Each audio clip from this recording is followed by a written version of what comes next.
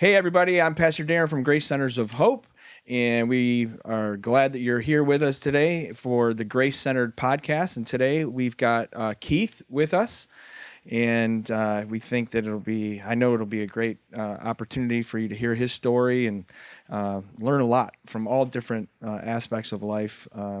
It's amazing what God has done in Keith's life, and so I'm excited for you to hear about that.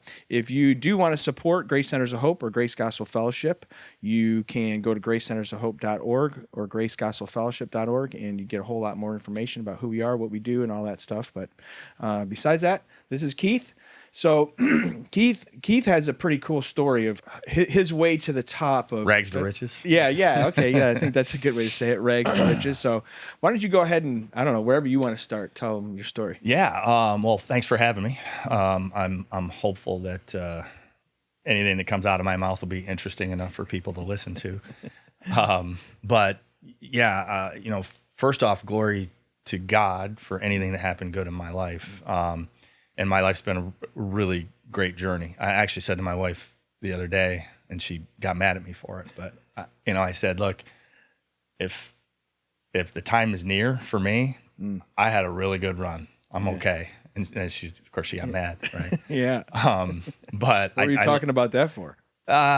She's always saying, you owe me until a certain age, and, yeah. And I'm like, well, we didn't sign a contract, but that's one thing not in your control. Correct. Well, not we didn't sign that in the contract, but so I said, look, if the time's near for me, and I had a heck of a run. I mean, life has been blessed. Life has been an amazing journey for me, and even in terms of the world, I had great success the way the world would view success, but. When I say I had a good run, I don't just mean that. I've been blessed with the things that this world would say are really cool and fun. Good job, made a decent amount of money in my life, but I've had a lot of great experiences, met a lot of great people. Places like Grace Center Hope and being involved with that, just a good journey, right? So, anyway, my journey is, I grew up in kind of a middle class, maybe a little bit poor in the beginning because I had a dad who left when I was young, and so my mom was trying to raise me and my brother on her own, and but then she got remarried to a guy who had a good job, and we were kind of, I would call us middle class, not where was that at? Pontiac, Waterford area. I mean, our address was Pontiac, but our schools were Waterford, so that's full circle. That's kind of how I got associated with Grace later in life. Okay. Just because this area was important to me. So yeah, that was in went to Waterford schools. We moved and ended up in that area and went to Waterford schools. And my aspirations when I was a teenager were, as sad as this is to me to think about now, are where I ended up. But I had to let it go to get there, if that makes sense. Or I'll make it make sense when I talk. When I was a kid in school, I dreamed of running companies and having my own company, and then I had some mishaps in life when I went to Michigan State University for a couple years. Ran out of money and didn't want to take a bunch of classes that didn't mean anything because I couldn't. Back then there wasn't online registration. You had to stand in line.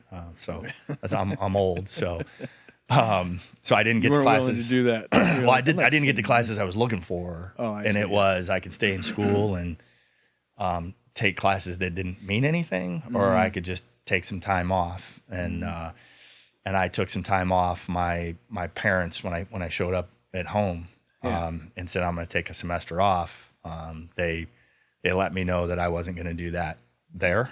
And effective immediately, I had to grab my stuff and leave the house. Wow. So life kind of started for me at that point. I found a place to live just off of 8 Mile and near Detroit or on the Warren side, and then just had to figure out how to live. right? And so, I didn't have a bank account, didn't have anything. I had a car, fortunately. Didn't work real good, but, I could fix it when I needed to.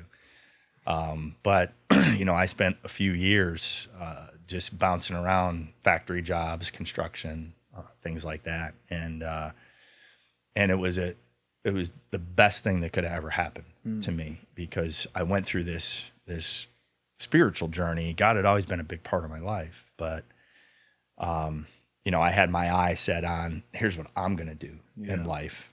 And obviously that was falling apart in front of my eyes, and God had a different plan. Right. And what was amazing for me, and this is a testimony I share with a lot of people, is that journey. Like I have no doubt when I look back at my life and how much I've been blessed and success as far as the world's concerned, that wouldn't have happened if I hadn't have stumbled, and if I hadn't have genuinely let go. So, I have a friend, Pierre, you met him. Yeah. And we were friends in high school. Right. And we had dreams of business together and stuff. And I remember one day I came to him and I went, I don't want that stuff anymore. Like, I don't care. Like, I don't care about money. I'm content living where I live, which was a dump, and I go, I'm happy, like I don't strive for that anymore. And he got mad at me. Really? Like, we look back on it now and laugh, but he's like, what are you talking about? We got plans, I was counting on you. And I'm like, well, you're gonna have to find somebody else, because I'm good. Like, I don't want that stuff anymore. And I spent a few years, just living, with no purpose. And, other than just trying to figure out my place with God. I had really gotten to a good place with him. I moved to New Jersey, right outside of New York City. My brother was struggling there, and I didn't have anything going. So I was like, I'll come and hang out with you, Okay. And if you think you have a little bit of money in Michigan, go live there on a little bit of money, and you got nothing, right? Yeah. And but I tell people all the time, it was like that one of the happiest times of my life. I mean, I didn't have two nickels to rub together, but I was happy. I was working again, doing construction, odd jobs, and I started finding things to do related to God. So I met some people through church, and one thing led to another, and I was just working and then doing things that related to God some way, shape, or form. The real fun part, and I told the guys in class this morning when I was teaching them, is there was a period of my life that I did rap, and I was a rapper. Yeah, isn't that funny? So the guys in class got a kick out of that too. Fortunately, they didn't ask me to rap. Can we find anything. A video of that somewhere? Yeah, there probably is a couple, but I'm sure. I think I have. We them could all, have Joe search for it. Well, while fortunately, I'm old enough on the screen that digital video didn't exist. I'm back grateful then, so. that there's a lot of the majority. Yeah. So good luck with that. But I ended up touring around with these Christian rappers, which back then was nothing. I mean, it was an afterthought, and it was just a great experience. I did. Like, what would you do? Go to churches and stuff? Yeah. Some were big concerts. We had concert venues. So you were pretty good? No. I did not make my living rapping. So what I discovered was I was better at managing and helping. Okay. All right. And so I morphed into that. But I had some fun, doing it. And mostly it was for God, right? And I ended up being on Rutgers University, which is in New Jersey, allowed our little group to do a Friday night radio program. So for like 4 hours every Friday, we had the college radio station, and we did nothing but talk about Jesus. I mean, it was pretty cool, which you can't. I mean, that wouldn't exist today, right? But we had rappers, Christian rappers and stuff, and we would still, I've always believed that Christians isolate themselves a little too much from the rest of the world. This is one of the things I love about Grace. Christians tend to put themselves on a pedestal, and we didn't do that, right? We would still interview, popular rappers of the day. If we could, we'd get them on and we'd just talk to Anybody them good? Like we would know. That you guys interviewed? Well, I know I'm old, right? So Run DMC. Okay. That's legit. Those guys. I'm not much younger than you. Yeah, so. that's true. So you'll know, right?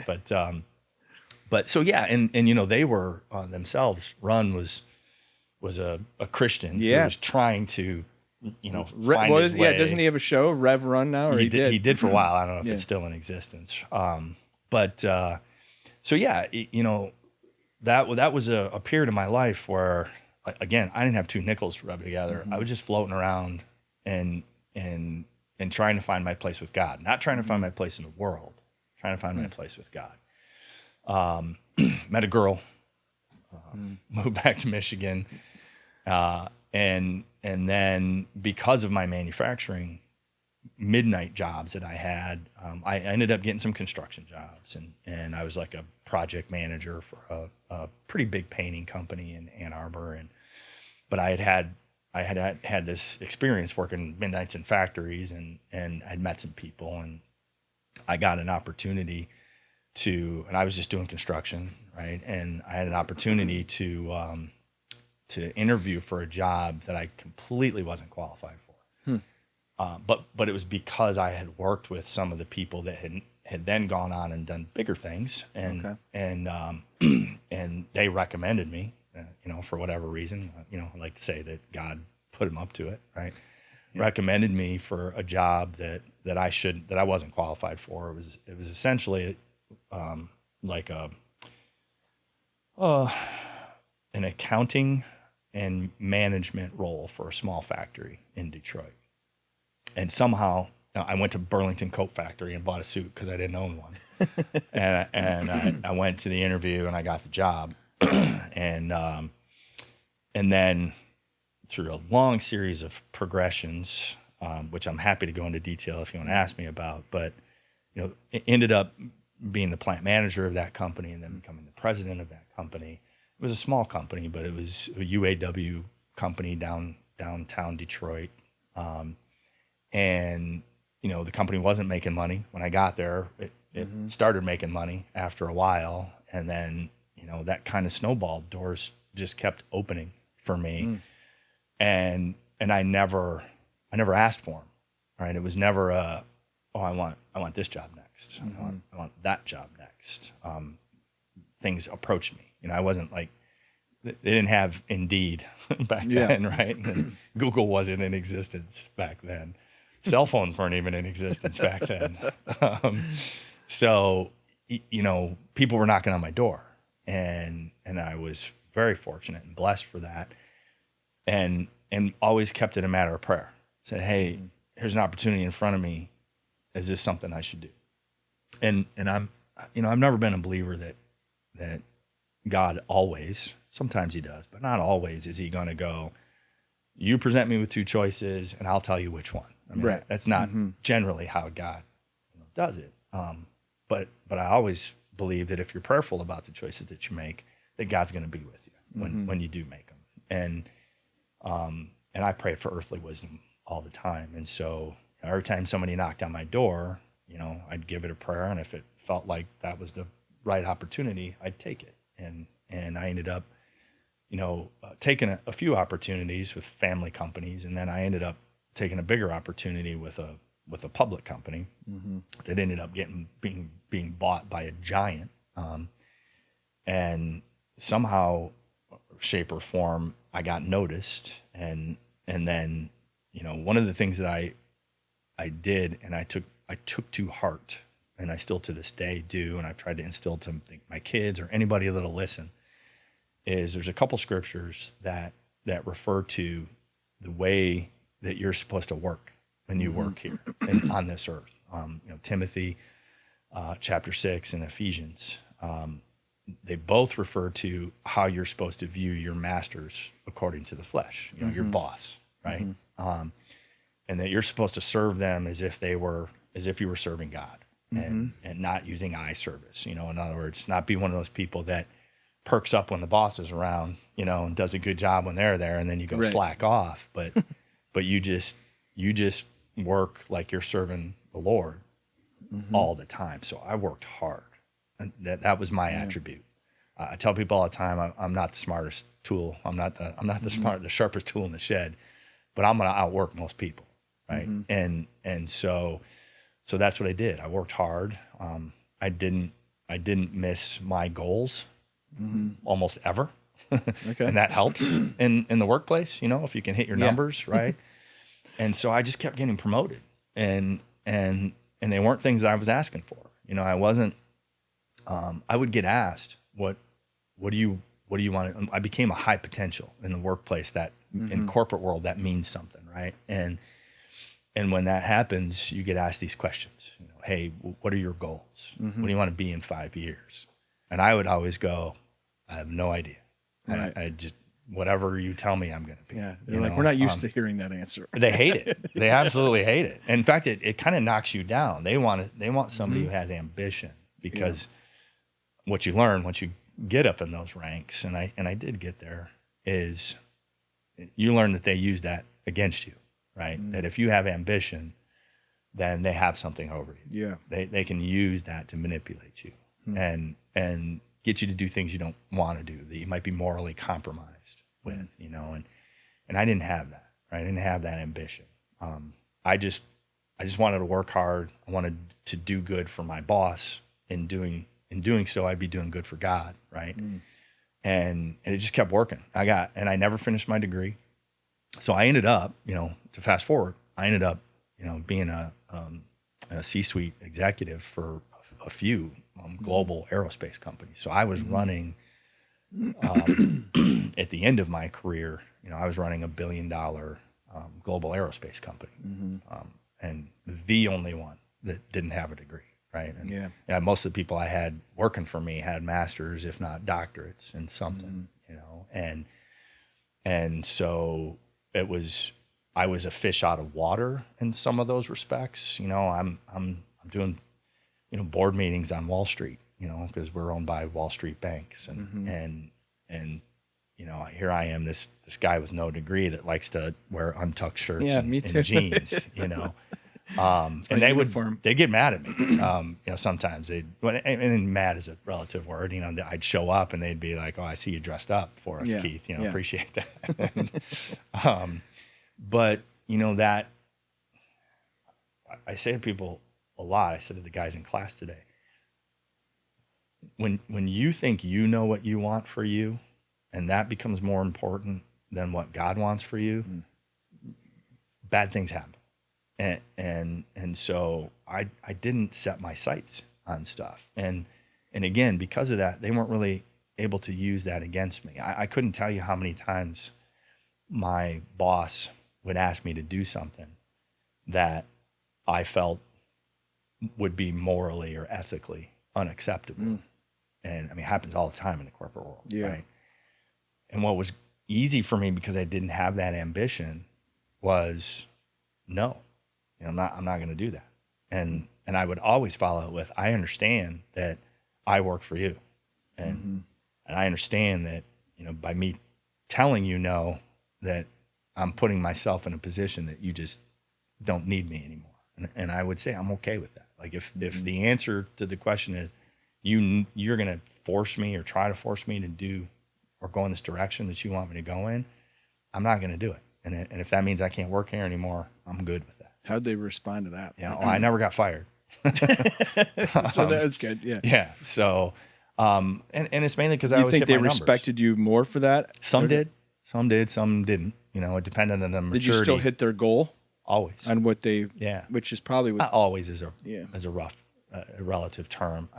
By and large, I always hit. Are you my allowed numbers. to share what are maybe some of the potentially unethical things? I can be vague enough. Yeah. There were a lot of times where I was asked to manipulate customer contracts and do things that would be outside the intent of the legality of the terms and conditions of the contract, and I just wouldn't do it, right? And you know, there's one particular individual that really put pressure on me in regards to that, and they were super successful in their business life, and made billions for the companies that they worked for doing that stuff. You know, so for them it was just, that's business. Yeah. You know, that's how you do things. I remember at one point he looked at me and said, you know, your biggest problem is that, you know, you need to be more like me.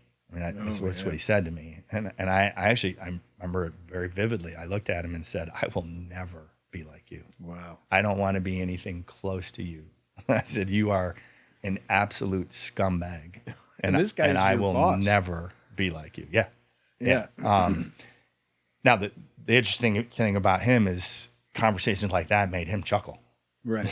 You know, Just kind of part of his everyday yeah. cutthroat business life. Yeah, that's just how he lived. You know, he'd threaten you personally. And you know, it was I think it's somewhat normal in the corporate, big corporate world. Becoming less so in today's society. If you go back 30 years ago, they used to get away with some pretty nasty stuff, because of the more liberal nature of our culture today, and the HR focus. Yeah.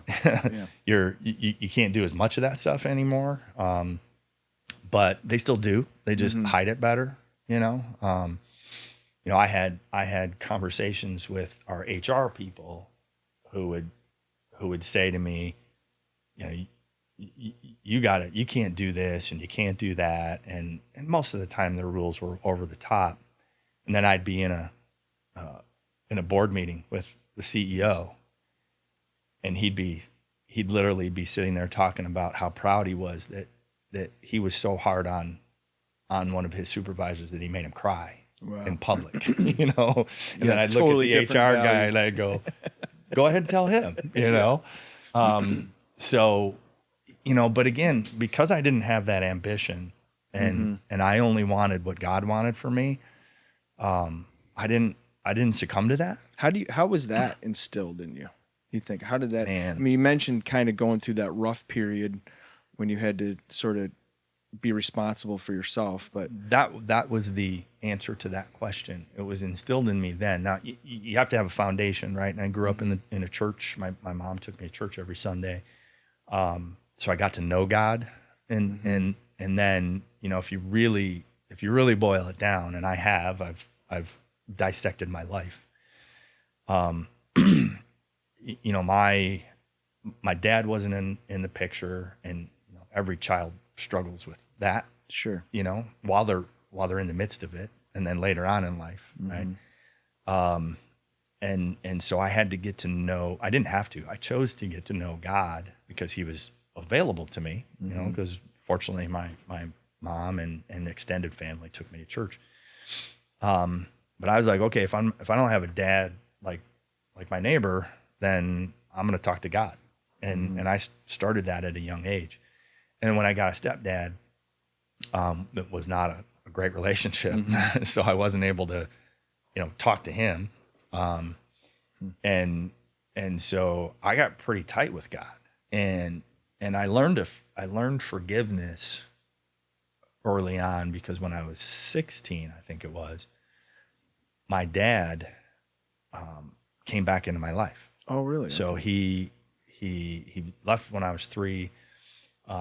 Got remarried to somebody in and out, very distant from me and my brother, and his second wife ended up cheating on him, and you know, kind of messed him up, and he was just down in the dumps. And you know, he one day reached out to me and my brother and said, "Hey, you know, I want back in your life." And I remember when I had my stepdad. Things were not going good at all at home.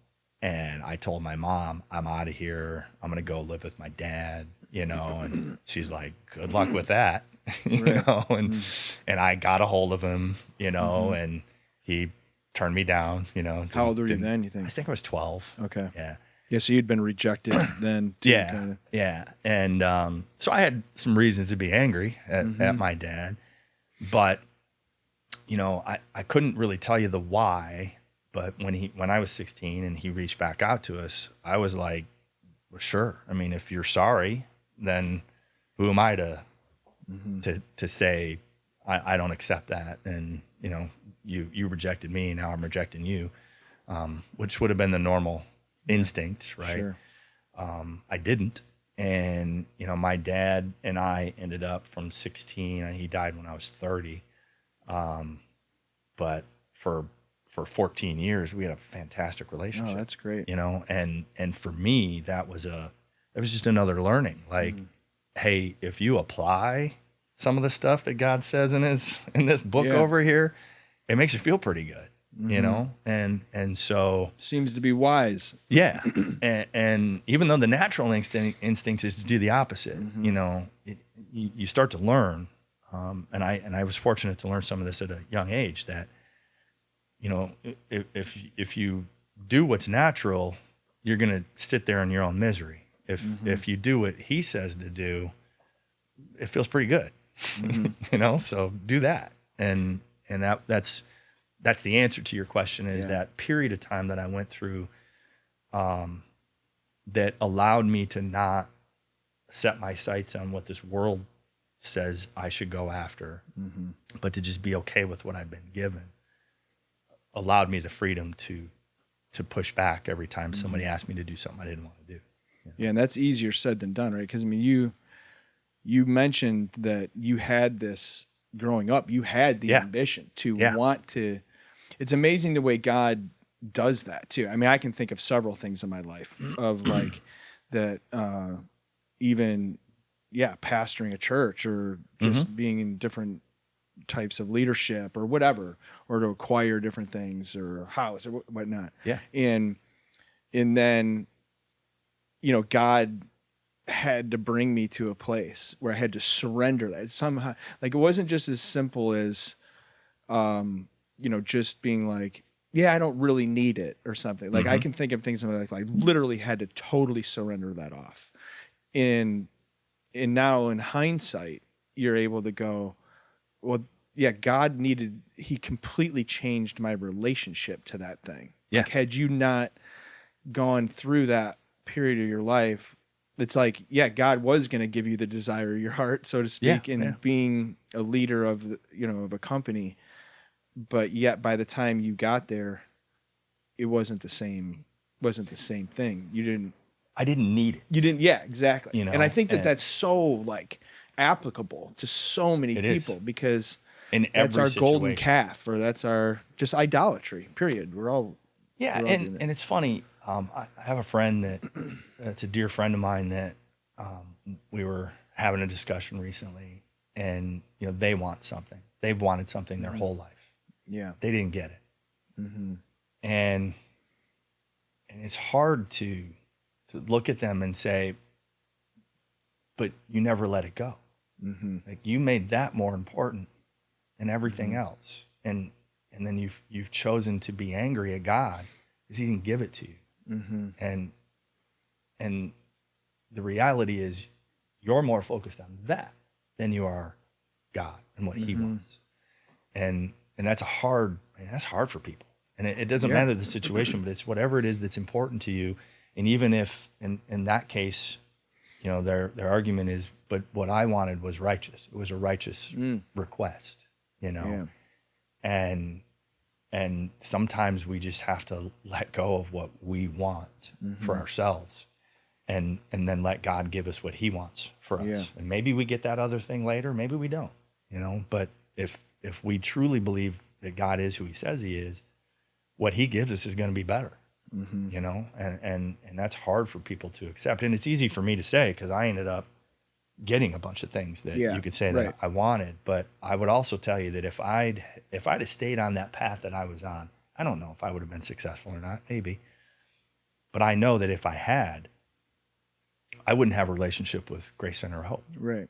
Because I prayed every day because riches corrupt people, right? And it's so easy when you start getting money to forget that God is God. Yeah. That you have to depend on him. And I know that I could lose everything I have tomorrow. It could be identity theft. It could be whatever. And I know I still have to be okay, with life, the way life is. And that's hard for people to get to say, I've got what I want. What happens if I lose it?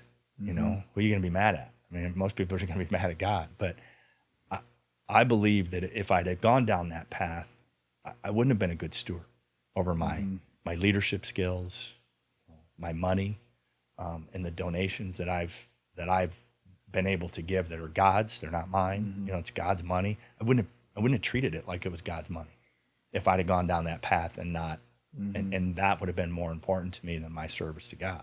And I look at all the good that God's been able to do with money that I've been able to give from what I've made. Right. And to whom much is given, much is required. And that's what scares me every day. So that's the fuel that keeps me. I wish I could say I'm as humble as I should be, but I'm not. But that's the fuel that keeps me at whatever level of humility that I have, is I know that I've been given a ton, so much more than most people as far as, financial gains and things like that. And I'm scared. I think I told you before, like when I give, I don't want to be one of those that stands up and has my name put out there. Right. Sure. Hey, I gave this, because I'm afraid of that. Like that's not my glory. That's God's glory. And I don't want it to be mine, because I know that's a painful conversation between me and him later on. Right. I don't want that. Yeah. You don't want to be called into the office for that. No. Yeah. No. So that stuff scares me. It scares me that I've done enough with what I have. And I want to give time. I want to give back money. And even the leadership that I was given, I could have abused that. My last at that public company, the corporate $10 billion company, CEO that's famous, and I won't give his name, but my last conversation with him was really about this subject. And he said to me in a board meeting, a quarterly review, he said to me that my problem, and he was good at describing my problems, but one of them, the biggest one of this day, was the fact that I treated my people with too much respect. Wow. And it was shortly after that I quit. Okay. I quit that company because I had learned everything that I could learn from a business standpoint, but I realized that we weren't going to make it. He and I together weren't going to make it. And I argued with him, obviously, in that moment, but that became the difference. I could have taken my leadership, the opportunity that I'd been given, having thousands of people work underneath me. Underneath is a bad word, a bad way to say it, but under my command or whatever. And I could have been like him and treated people like What'd garbage. you tell him? I said, I think you're wrong, and I think I can prove that you're wrong. And he was like, that sounds like Keith. I'd love to hear this. And I just happen to know that at one point, that company had 200 businesses worldwide, and every person ran a business and then reported the results up. And I knew that some of my charts, performance charts, he had taken a copy and he'd sent it out to a huge chunk of the business and said, your charts need to look like this. Right? Okay. Yeah. And I said, I don't know if you know that I know that you did that, but I know that you did that. Yeah. And I said, and I managed those people my way. I didn't manage them your way. And I still got the results you were looking for. And he paused for a moment, and I had many interactions with this individual. Lost them all. Excuse me. And he paused for a moment and he said, I guess you and I are just going to agree to disagree on that one, which is the nicest way he's ever ended an argument with me. So I knew that I won that one. But I also knew that it was just time for me to move on, you know. And that was another step out in faith. I was making good money, but I wasn't, you know, good enough to be done in life. Yeah. But when I left that job, you know, I called him and I said, you know, I'm done, and I'll give you whatever notice you want because I don't have another job. I'm just done working here. Yeah. And I mean, he was very gracious in that moment and tried to talk me out of it. And I said, that's not going to happen. But, you know, you tell me how long you need to replace me. You know, I was running a pretty big business for them. And I'll stay here and work. I'll give you everything I got until that day. And then I'm going to ride off into the sunset. And that's what I did. You know, and even that day, the day I had to call him again and say, okay, this is my last day. He said, okay, where do you want to go? I'll send you anywhere in the world. And I said, I'm not working here. Wow. You know, I'm done. And it's like, what are you going to do? I go, I don't know. I'll figure it out. Yeah. You know, because in my heart, I knew God would take care. You know, and I took some time. I spent some time with my family and took a few months and did that. And then I started looking for a job and found one. And it was another great opportunity that God put in front of me. Wow. You know, So, you know, what would you say to, you know, maybe somebody that's, I don't know, maybe they're younger or whatever, but they have that ambition and, you know, they do believe God's even calling them to be, I don't know, in leadership. Yeah. To, you know, to they want to be successful. They, you know, which aren't bad things, you know. No. In it particularly, I mean, we need more successful people to surrender their life to the Lord. 100%. You know, and that's another rarity out there. Those that want to serve God and those that don't have college degrees, there's not that many of them. Yeah, out there, I mean, so what would you say to that person? You know that. Well, you know, it's two different things. I used to mentor a lot. We had mentor programs. I put them in every company that I was leading. And so I had many of those conversations in the workplace. And I did have to be careful in the workplace. I couldn't just say, set your sights on God, he'll take care of it. But I delivered part of that message. And I said, look, I'm not going to ask you where you're going to be in 5 years, where you want to be in 5 years, because I don't care. And I don't want you to care. You know, what I want you to do is put your head down, do your job, do a good job, and you will get noticed. Things will work out for you.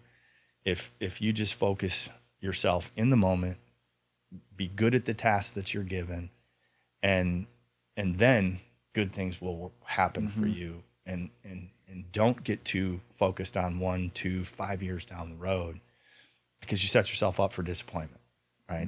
If that's just not in the cards for you, or that doesn't work out for you, set your sights on what's right in front of you.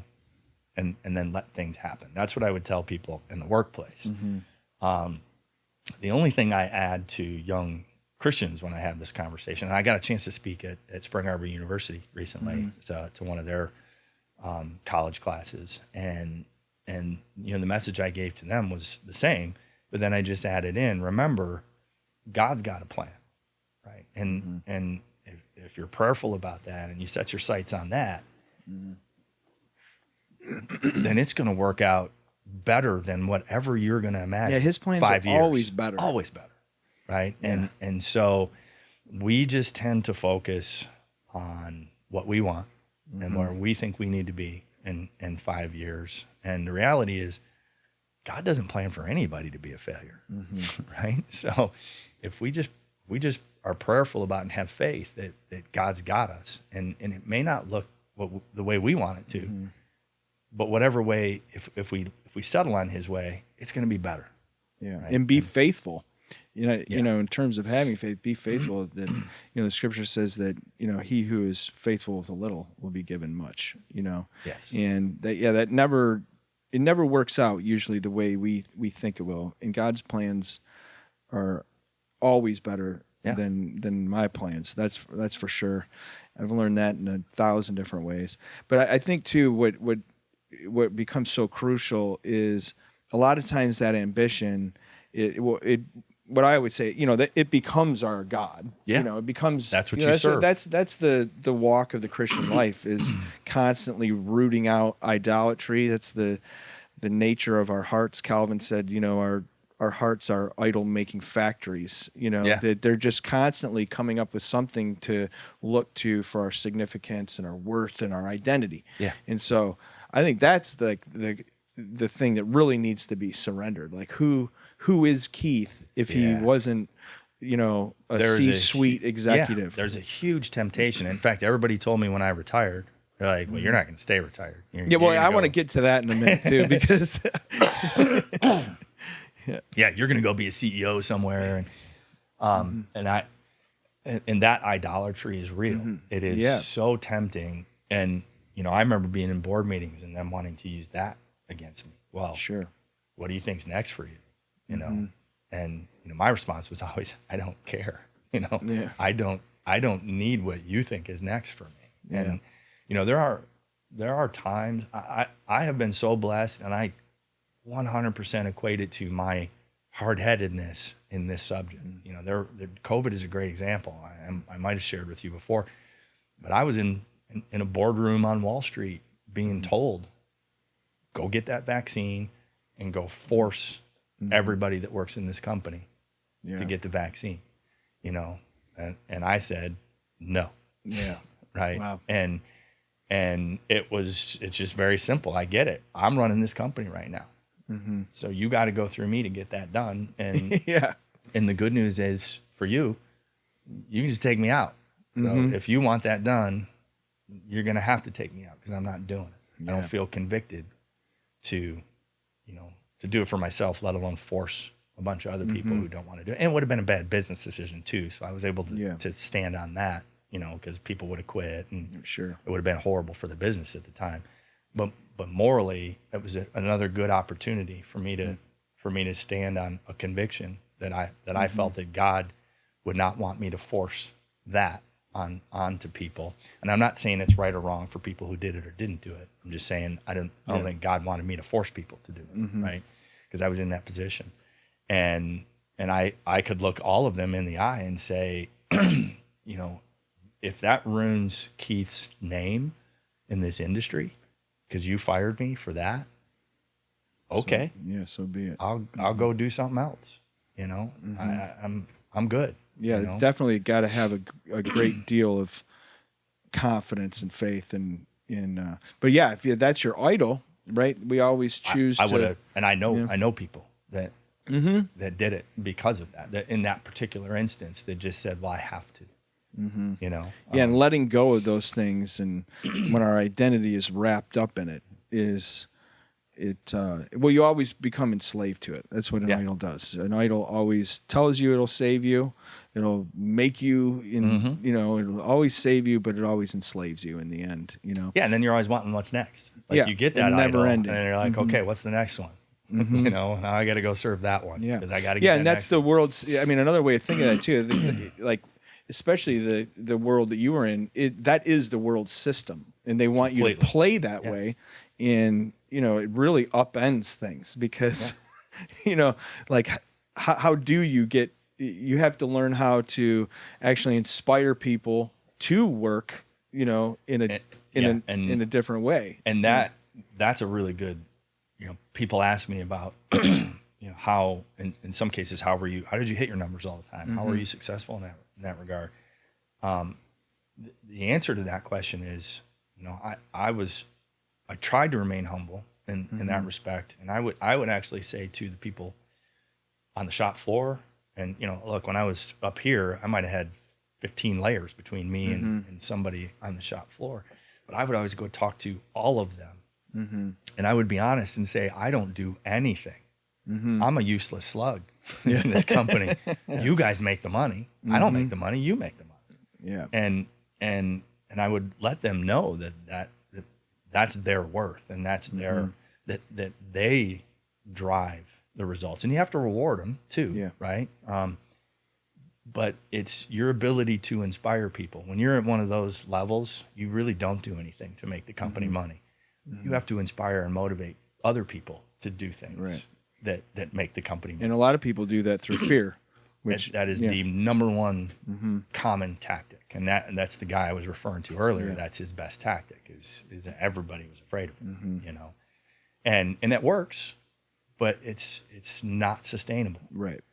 Short-lived. Yeah, the average turnover of somebody who ran one of their 200 businesses, these are prominent positions, president level positions and things, and out of 200 in the company, their average turnover was a year and a half. Wow. That's how long somebody lasted in that position. Either they got fired or they just didn't want to deal with it. Yeah, couldn't hang with it. Yeah, so I want to get to this thing because I love the way you talk about like what you did is like what you did in your career and like your career's over. So I always think you and my wife. Yeah. yeah, I'm sure she does too. Yeah, but I mean, so what? I mean, you're like 54, right, or something? Yeah, which you're like prime. Yeah, I could see you really being recruited at this point in your life. I get a lot. Yeah, I bet get a lot of. But so like, what are you doing now? I mean, because it's not like you're So just I say I'm retired. chopping wood. Yeah, I'm not. I love to chop wood. You give me a chainsaw and an axe, and I'm happy for quite a while. So when I left the scene, I didn't need that validation. I didn't need to go. Keith Dabbs is a C-suite executive, and now I'm not that. Oh my gosh, panic! Who is Keith? That didn't exist for me. So I spent 8 or 9 months chopping wood, digging a pond in my property. Yeah, that's actually what I said. Chopping. Yeah. Spending time with my family, getting more involved with Grace Center of Hope, and doing things that just made me feel good. And I was very blessed, able to do that at the age that I'm at. Although all the men in my family die young, so I don't plan on being around too long. But so then I said, I'm going to do some consulting because I get lots of opportunities for that. And I did a consulting gig last year. I was an interim COO for a healthcare services company and had some great results there and good times there. And it was interim. They asked me to do it full time, and I didn't want to. I said no. I'm done with that, in my life. So they went on and hired people, and then I moseyed on. And but the whole time I was praying to God that I'm going to do something for work, not full time preferably, but I'm going to do something to bring a little bit of money in. I still got kids in high school. I got a kid in college, and and so I just kept praying. This God, whatever you point me at, if I do a consulting gig here and there, great. If I go be a Walmart greeter, great. Whatever it is, just put it in front of me. And really, the two things that happened were, you at Grace Center of Hope using me more, and Pastor Clark did a little bit here and there. You just do more. So I think that was part of an answer to a prayer. That's not a license to use. Yeah, I know. I was thinking with you. There's a few other projects.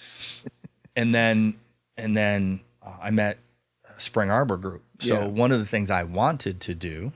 So Keith wants. Yeah, you think about the providence of God in this. I think about this quite a bit. Yeah. So Keith wants. I'm going to go teach. I think I've learned a lot. I could probably help some college students. Spring Arbor University, right around the corner from the I have a cottage, and it's 3 miles from my cottage. And so I just called him one day and I was like, hey, you can look me up on LinkedIn and, see what I've done. And I'd love to meet your dean of business school and just talk about maybe an opportunity to do some teaching or whatever. So I met their dean of their business school. Great conversation and stuff. They just weren't in a position to be looking for teachers, or adjunct professors or anything. And so he's like, yeah, I love your credentials and stuff, but we're just not looking right now. And then he goes, but we have our foundation has started kind of through a third party, started a private equity group, and you've got a ton of experience in that. And he goes, I think you'd be great to work with them. And in my head, I was like, yeah, okay, whatever. I came here to talk about teaching, right? And I completely dismissed it. He actually said, let's go over and try to meet him. We went over there. They weren't there that day. And so I just dismissed it. And then I'm going to say 2 months later, maybe not even that. Pastor Clark called and said, "Hey, there's this private equity group that's." Yeah, I called you. Was it you? Yeah. Yeah. One of you called and said, "Hey, there's private equity groups knocking on our door, wants to be affiliated with us somehow, some way. And, can you go to lunch and hear them out?" And I was like, "Sure." And so about halfway through the conversation, I'm like, "Holy cow, these are the same people that Caleb was talking to me about." And you can't help but go, "Okay, are you trying to tell me something, God?" Yeah. And meanwhile, I'm still praying, like, "Hey, what do you want me to do, God?" And then I think you and I meet, and I go through, here's all the things that I would be concerned about if I were you. And you're like, "Great. How about if you come to lunch with me again and you present all that stuff to them?" And I'm like, "Fine, whatever." So I do that. And in the process of that, and you were there, Ken, who is the CEO and chairman of the company at the time, he says, "Can't really answer all these questions, but it sounds like we could use your help." And again, I dismissed that too. In a way, I just said, "Sure, I'm consulting right now. I'm happy to come in and do some consulting for you or whatever, And and then I went on a couple of due diligence meetings with them, just to offer them some advice or help. And I think, Ken was using that as a get to know me a little bit. And then he brought me in one day and he's like, "Hey, can you come into the office? We want to talk to you about using you a little bit more." I said, "Sure, whatever. Happy to." And, I gotten used to at this point in my life, realizing that if I pray for something and then something's put in front of me, that I at least ought to consider it as an answer to that prayer. Sure. So I remember praying before I got into that meeting. I said, "God, if this is the answer to my prayer, just help me to know it." Right. And, I got in there and Ken was like, we were just talking and I shared my story and my background with everybody else on the team. And then Ken, who was kind of the go-to, of the company, I finally said, "Why am I here? Like what do you want from me?" And Ken goes, "Well, I was looking to step back and I kind of want you to take over for me." And I was like, What? How did that happen? And even in the moment, I was like, I'm not here for that. Yeah. But in the back of my mind, I was like, "All right, God, I'm not going to slam a door if this is the door you want me to walk through." So I wasn't like, forget you, absolutely not. I was like, "You know what? I'm not here for that, but how about we just, I'll engage, I'll come in, I'll work part-time, and then we'll just see what happens." And I mean, the evolution is at this point. I started out as a director of portfolio companies. I'm soon to become a managing partner, which in that world essentially just means that you're helping run the place. So tell them a little bit about how Spring Arbor Group works. I mean, because that was how this whole thing, when I was like, "I need you to vet this." Yeah, and I remember it sounds great. It does, but and I remember somebody to telling you and telling others that I got involved with. I love the concept of it, and I really did. It just still has to be run right, but I love the concept. And the concept is, there's a lot of rich people in this world that like to donate their money, and there's a lot of organizations that need it, like Grace Center of Hope, right? That's I true. mean, you survive primarily off of donations, right? Yeah. And Entirely. well, I'm thinking of the thrift stores too. Right? Well, but that's all donations. Donations, too. yeah. It's just not yeah. cash. Yeah. And so, there's churches, there's other organizations that do good. Although Grace Center is the best. So if you're looking for a place to donate there. And so the concept is, people give, especially wealthy people, they give out of their income. They don't necessarily give out of their wealth. Right. Their wealth stays over here. Yeah. Ken had to school me on that. Yeah. and so, just like me, when my income drops, my giving level drops. Should it? I don't know. Maybe not. Maybe that's a security blanket that I need to let go of. Mental note. and so, what the idea behind Spring Arbor was, private equity is an incredible engine to make money. Incredible. I wish I'd have discovered it years ago in my life, although God's plan was God's plan. And so the idea was to take that and to say to people who are going to invest their money, invest it in this engine over here, and our operating agreement, our charter, the way it's set up, and you have to follow it when you set up a corporation and you have an operating agreement, is that whatever you invest, that 80% of the proceeds of your gain on that investment go to you. You get to keep it. God bless you. Have fun. You made a bunch of money. 20% of whatever it is you make goes to a charity. And in the beginning of it was Spring Arbor University, because it's a Christian right. That's university. how it became Spring Arbor Group. That's how it became Spring Arbor Group. It is separate from that, separate entities, and really there's only a couple members of each board, but it's a separate company. But that was where the name came from.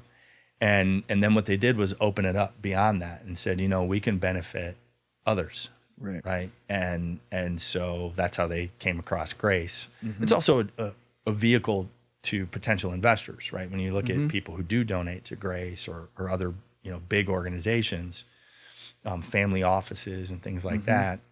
Believe it or not, there's a lot of people out there that have a lot of money that, want to donate some, but they also want to invest the money that they have, so they keep making more money. I mean, that's the name of the game. And so it's just a great avenue. It's they call it a philanthropic private equity company, which is almost an oxymoron. Yeah.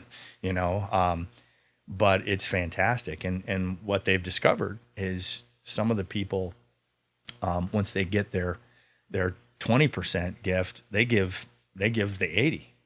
Some of the people are just giving it all, the proceeds to the charities. So basically the concept is that, people who, like you said, they have income, right? But people who have investments, it might be their retirement, right? Or even 401ks or whatever, or whatever they're doing with those investments, they can take a portion of that and invest it in this private equity group, which in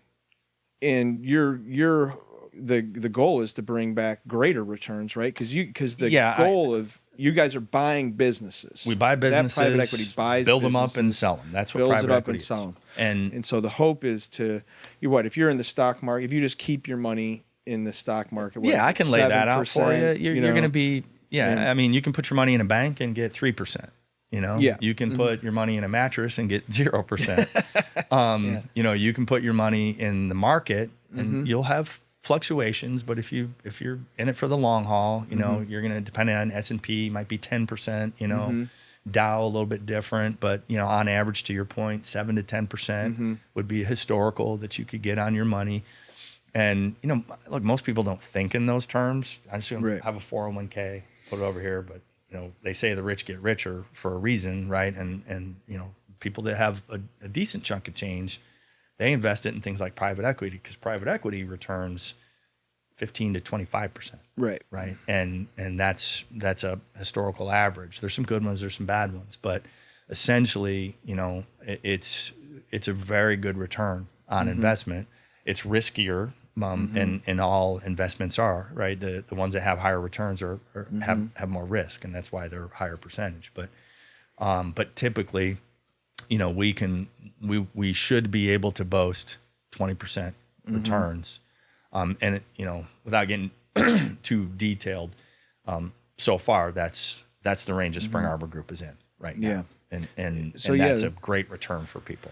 Yeah, and then you pick your, somebody invests, let's say $100,000 in theory, right? And then so 80% of the proceeds or the revenue, or what do you call it? Well, if you make 20% on 5 years, to make math easy, you've doubled your money. Now you have $200,000. Well, and then 20% of it has gone to ministry or nonprofit like Grace. Yeah, no, I'm saying if you get a 20% return on 100,000 in 5 years, you've got 200,000 plus a little, right? If you get technical with the math. But if you just say it that way and you say, hey, you invested 100, you got back another 100 on top of that, but 20 of that is going to go to ministry. you or know, whatever. yeah, whatever your Yeah, charity. so which is really cool because so now, yeah, God's got you in this position to, use a lot of those skills yeah. and experience that are, I mean, And just that's why I haven't said no. Even though I actually say to Ken like once a week, I haven't said yes to any of this. But I haven't said no. And the reason I haven't said no is I can't be selfish and say, when I got what I got, great. right, But I also got a set of skills along the way. And if I can use those and I don't want to get into too much numbers about Spring Arbor Group, but they've already donated several $100,000 to charities. And the bigger we get, the bigger that number's going to get. And if I can use any of the skills that I've learned to help that process, think of the benefits to, hopefully Christian organizations. But, what the good thing is our charter we get to pick charities, right. Somebody can't just show up with charity XYZ and, I don't know, it helps something. We're on the list, I think. Yeah. Grace is on the list. Yes. But we pick charities that line up with our moral and ethical values, right? Yeah. So we're helping people. At the same time, we're doing business, right? And if I'm supposed to be here and use some of the skills I've learned to do that, fantastic. Yeah. Well, and certainly you help me and help Grace in a whole bunch of ways, through volunteering. Keith, actually, one of the things that you really help with is we have a thrift store committee, that he sits on. And so, in fact, we were just doing that earlier today too. And I mean, that's been a huge help, being able to get your perspective and experience to speak into that, because we do want to open more thrift stores. Yeah. I think that's going to be crucial to our expansion and helping more people. And so it's pretty cool the way, God. So you're not retired. You can't say you're retired. I keep saying it. My wife immediately checks me. Yeah. No, you're not. And then I say, well, I'm part-time. And she's like, part-time for you, Because I mean, look, and you're going to be in the life that I was in, 60, 80 hours a week is just a normal week, you know? And so if I only do 30 or 40 now, that's part-time. So anything else you want to leave with people? I just think that, any message that I could ever give to somebody is, success, I don't measure in the way the world measures it. Success is, are you living life the way God wants you to live it? Are you in accordance with His will in your life? Are you praying for that? And that's what, I would ask anybody to focus on is that define success in your life that way, not another way, and good things will happen. Yeah. Seek ye first the kingdom of God and His righteousness, and all these things will be added unto you. And donate to Grace. That would be the other thing I would live them to. That. Go shop at the thrift stores. Yeah, definitely. Come volunteer. Yeah. I mean, I will say, and I know you want to close it, but my love for Grace came throughout time. God introduced Grace to me through a prayer, random, and I tell that story later. But tell that story real quick, because that's kind of so crazy. I moved back to Michigan, and I was already making pretty good money, and I had a pretty good chunk of God's money, set aside God's money, and I didn't have a church yet, so I said a few prayers. This is like last week of December, so I viewed it not necessarily for tax purposes, but for me that was always helps. It helps, yeah. But for me that was my timeline. Like I believe in giving my tithes to God, but I don't like give every day, right? And I don't always give every week, but if I go past the end of the year, I view that as a failure on my part, because I'm like, okay, this year I made this, I got to give this to God. So for me, it was just I got to get it done before the end of the year. And I had this pile, right? And I just sat down and prayed, and I couldn't tell you what it was, but I did a Google search for some kind of charity or something, and Grace popped up. I couldn't praise the Lord. Yeah, I couldn't repeat it today, I'm sure, but it wasn't. It was on the first page. Just put it that way, and my eyes were drawn to it. And I felt that burning in your bosom, like that's the number you need to call. And I remember calling and I got a voicemail. We were talking about that today. Yeah. Right. And I was like, hey, I want to donate some money. I need an avenue to do that. And Melissa at the time called me back and said, hey, I appreciate, you calling, just like, I'll direct you to our website. Here's where you go. And I was like, I don't think this is a website donation. I think it might be a little bit different than that. I need to hand you a check. And then she's like, oh, okay. And then I met her, and then I met Pastor Clark. And then I grew to love, so God put Grace in front of me, but the mission that Grace has, I just, I love it. And when I'm fortunate enough that you guys let me teach the guys here, and what I say to them and how precious they are, the people that are here, is that they're the people that Jesus came to see. Like, he didn't go hang out with the Pharisees. Yeah. He came and hung out with people who needed him. And that's what Grace does, is helps the people who need it. And that's important. Yeah, I don't know. I just don't find anything more life-giving. People will say to me sometimes, man, don't you get sick of having to ask for money? And I would if I were you. Well, but I really don't, I mean, quite honestly, it's just a part of me. It's like, when I have in my perspective, just the idea, people need a voice, man, and they are hurting and they're broken. And, too often they're stereotypically looked at as, they need to pick up their subs by books. Like, you have no idea. Right. Like, some of the situations that people have been raised in or find themselves in, or just, that's why when people come out here and volunteer and stuff, they come in to bless somebody, which they do, but I think that they usually leave being like, man, I'm the one that was blessed, because they realize that when they begin to hear stories from people, or how they ended up in that situation, or why they're there, and they don't look maybe the way that they thought they'd look, they realize that, they're not that much. They could be just that quick. Could be you. Yeah. One check or one injury or whatever, any number of things. And I just think, man, there's too many people that are hurting and broken and need help. And that's, it's interesting because, I've done some studying on the Gospel of Luke, and not too long ago, but, just there's this whole theme, particularly in the Gospel of Luke, of this theme of the poor in Luke. Luke clearly has this theme of the poor, even from the very, in Luke 4, when that Jesus says, I've come to,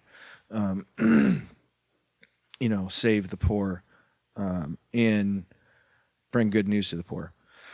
What's interesting in the Gospel of Luke is you kind of go through there, and you start to, when he begins to contrast the rich and the poor and all that, you really do begin to get this idea that, like, man, I get nervous. Yes. That like the poor are the ones who are going to be saved, and the rich are lost. Yeah. So, it is very easy to begin to go, man, so there is no hope for a rich person. But as you actually continue to go through the whole gospel, one of the things that happens is, in a great example of this is Zacchaeus, that everybody who is rich, who comes to meet Jesus, has a new relationship to the poor.